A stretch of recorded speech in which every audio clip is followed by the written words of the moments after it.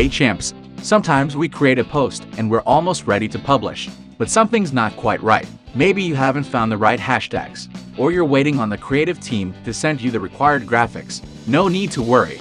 Social Champ's Save Draft feature allows you to store your content and come back to it at a later time to finish it up.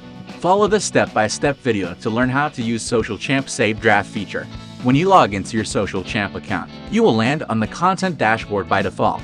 Select the social media accounts from the top drop-down.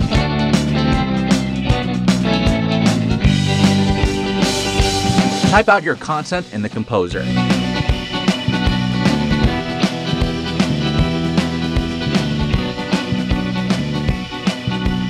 And click the Save Draft button.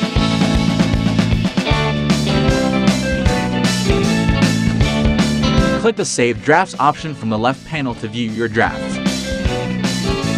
Here, you have the option to delete your draft by clicking the bin icon. Or you can edit the draft by clicking the Select button.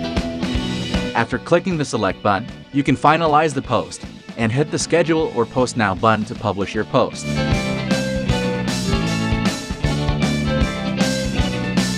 Great work! Now you know how to use Social Champ's Save Draft feature.